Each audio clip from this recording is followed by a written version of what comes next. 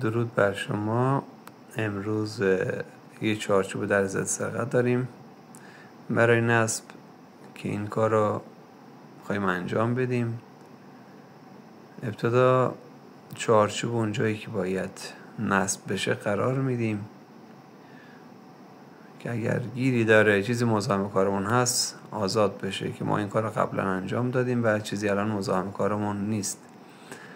مرحله بعدی میاییم برای این که پایین درمون حساب اصطلاح چارچوب پر از بتون بشه، باید چارچوب رو برعکسش کنیم و اون قسمت رو بتون بریزیم و خشک بشه، که الان ما چارچوب رو برعکسش کردیم و میخواییم بتونش رو بریزیم و امید خدا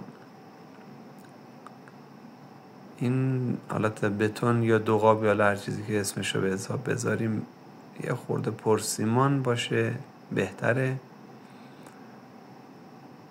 و کار دیگه هم که باید انجام بدیم اینه که زمانی که بتون رو ریختیم اون قسمت پر شد، حالا به وسیله ماله، کاردک یا هر چیزی که حالا میشه باید صافش کنیم و همسط با اون لبه های چارچوب باشه، چون اگر اضاف باشه و بیرون زدگی داشته باشه موقع کار گذاشتن چارچوب اذیتمون میکنه و نمیتونیم درست شاغلش کنیم یا تراز در نمیاد. حالا ما داریم بتونش میریزیم و دوستای عزیز توجه داشته باشن که حتما صافش کنن این قسمت رو.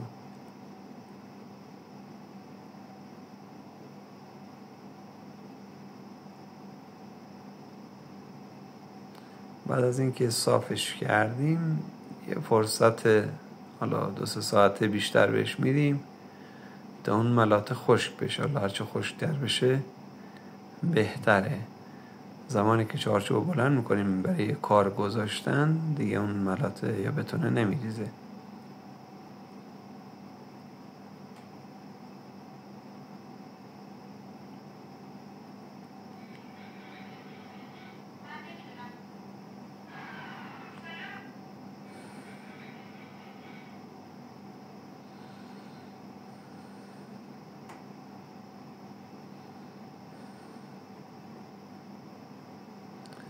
دوستان عزیز ممنون میشم کانال ما را سابسکرایب کنید، لایک و کامنت بذارید. حالا هر چیزی که به ذهنتون میرسه برامون کامنت کنید تا ویدیوشو براتون بذاریم. حالا در ضد سرقت، اتاقی، هر چیزی باشه برام کامنت بذارید، ویدیوشو براتون میذارم حتما.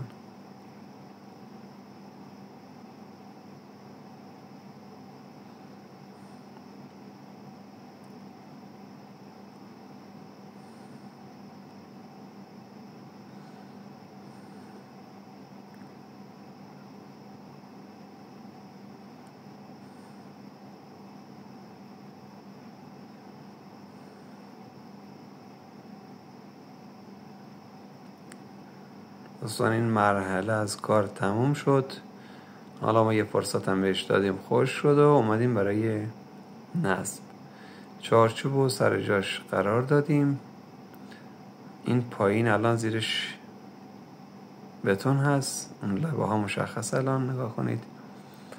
و برای این کار از تراز و شاغل استفاده میکنیم.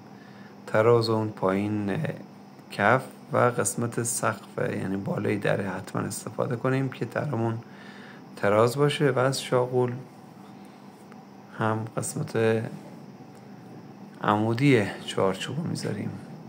اینجا هر 4 طرف چارچوب ما سعی میکنیم شاغل همزمان بذاریم که مثل هم باشه. اینجوری درمون خیلی قشنگ و تمیز در میاد. الان توجه کنید، از بغل هم من شاغل میذارم.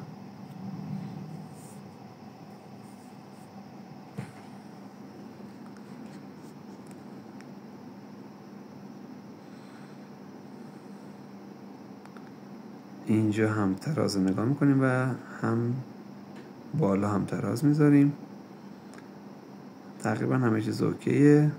اگر همینجا درمان قرار بگیره عالیه.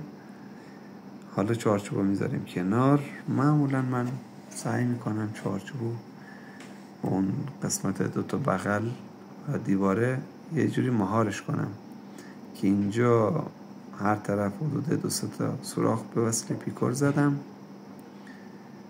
و حالا میشه از رول بولت استفاده کرد یا میلگرد. داخل اون سوراخ ها قرار میدیم و چارچوبمون رو به اون جوش میدیم که اینجا من سوراخ ها رو زدم و اون میلگردایی هم که حساب بود از قبل آماده کردم که حالا داخل سوراخ ها قرارش میدم. توجه داشته باشید اینجا اگر از رول بولت بتونیم استفاده کنیم خیلی بهتره. البته همین میلگرد هم جواب کارمون رو میده چون قسمت بتون میاد داخلش و سفت میشه داخل دیوار. حالا این جوشکاری هم من بیشتر به خاطر این انجام میدم که دیگه چارچوب زمانی که بتون میریزیم داخلش هیچ گونه حرکتی نداره و سر جای خودش ثابت قرار میگیره و ترس این که چارچوب اون کج بشه رو نداریم اصلا. حالا ما میرسیم به مرحله جوشکاری. لازمه یه چند تا نکته اینجا بگم خدمتتون که برای جوشکاری اون قسمت اتصال بدنه یا حالا اون منفی را با حساب مثبت جاش عوض کنیم. یعنی اون سیم منفی رو بزنیم به جای مثبت و مثبت رو به جای منفی که این کار باعث میشه اون ورق چارچوبمون سوراخ نشه. حالا علت کارم میتونه اون حرارتی باشه که انتقال داده میشه که فعلا کاری به این قسمت نداریم. فقط شما اگر جای منفی و مثبت عوض کنید کارتون انجام میشه. حالا اونایی که مبتدی هستن و تازه دارن جوشکاری میکنن شاید یه خورده سخت باشه ولی یکم که کار میکنی دستت عادت میکنه و دیگه در سوراخ نمیشه.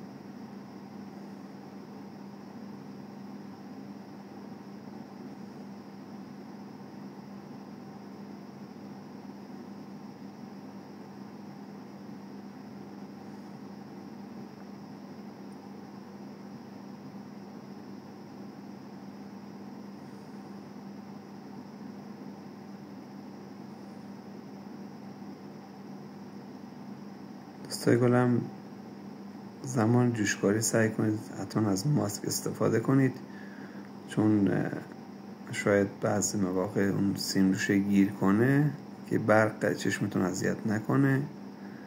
حالا این نکات هم رعایت کنید خیلی عالیه. و ما الان دیگه حدوداً جوشکاریمون رو داریم تموم میکنیم که حالا ادامه کار رو با امید خدا تو ویدئوی بعدی خدمتتون نشون میدم. ممنون میشم که کانال ما را سابسکرایب کنید، لایک و کامنت کنید، نظرات خودتون